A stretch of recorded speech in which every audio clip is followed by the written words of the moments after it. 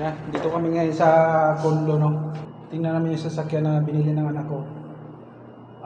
Kasama ko yung misis ko yan. So, ito na. At yun na nga, excited kami ng asawa ko at napakasaya namin dahil ngayon lang kami, first time namin na magkaroon kami ng sasakyan na brand new at napakamahal nito. Biruin mo, Raptor pa ang binili ng anak ko. At sobrang saya ko talaga dahil ito yung sasakyan na pinakapangarap ko. Ang akala ko nga dati ay hanggang pangarap ko lang. Ngayon ay ito na. Salamat talaga Lord, grabe, sobrang saya ko at iba talaga si Lord pag gumalaw. Akong Raptor. Wow. Woo. Ganda. Yeah.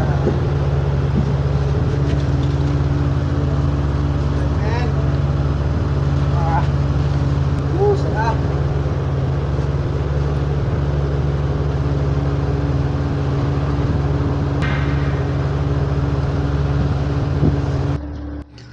At ito na nga, tinuturo na kung paano gamitin yung sasakyan, no? Dahil napaka-high-tech nitong sasakyan na to. So kailangan talagang i-demo lahat ng gagawin para malaman namin kung paano gagamitin. For all time 4-wheel drive po siya. So for now, balik ko lang po dito. Sa ano lang yan? So normal drive. Normal drive. City driving po. Ito pang ano lang talaga to, 4 wheel. Yes, Ito pang ano to? all-wheel drive sir. So let's say paakyat or mabilis. So Ito, pwedeng sa low. pag mga rock climbing sir. So high rev. Yung po siya. pinaka paanga talaga. Yes po sir. So more power po siya nun. Pang halimbawa, pag bagyo, mga ganun. Yes, yes po. Ay, yung start niyan, sir, doon din. Yes po. Push start lang. Sige, Sa sige. likod. Wow. Ang ganda. Ganda. Alam, may sasakyan ka na.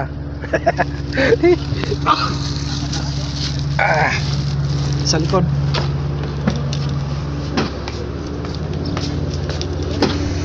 Wala pala yung ano nito, sir, yung ano, ano lang yan. I-install lang, install. Install lang.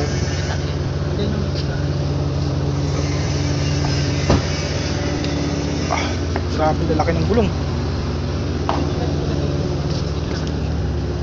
Ano yan, sir? Mga ilaw po. Pero dito sa akin. Tatanggalin lang siya.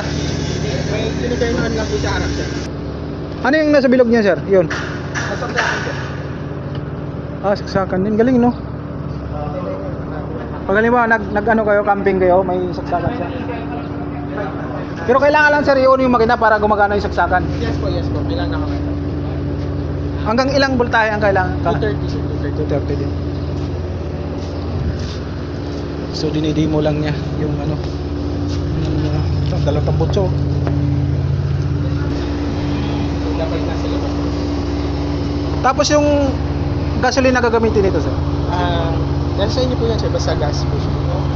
Kasi, gas. Usually, Turbo, Ako, yung mga, pwede rin po yung mga premium. premium. Wag lang po kayo malilito sir kasi bago po itong mga Raptor V6 natin. So, kala po kung nila minsan diesel po siya. So, gasoline na po. Pero ganito, parang ano siya, yung medyo maingay siya, nag-cool down din ba yung makina na yan? Ideal sir. Oo. From time to time sir, pero hindi niyo po masyado rin. Kasi sir, malakas po talaga yung engine niya since naka full exhaust po siya. And then syempre sir, naka 6 na po kaya. Malakas talaga yan. Malakas yan. Sobrang gaan sir compared po sa Pero diesel. pagka yung pang probinsya dali mo to, mga magkano per liter nito pag per ano? fuel consumption niya sir. Oo, 7 to 8 consumption. km per liter. 7 to 8 per liter. B6. Gas pala to? Mahal po sir. Ano? Ito ba yung latest? Yes sir, ito po yung latest. Wala na, hindi naman na ano, di ba puro gas na ngayon, lalo yung mga i-release. Meron diesel. Anong year ba to?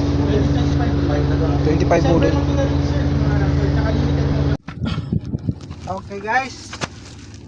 Test drive tayo. Sabay unang ano pa lang, no? Bangga agad, no?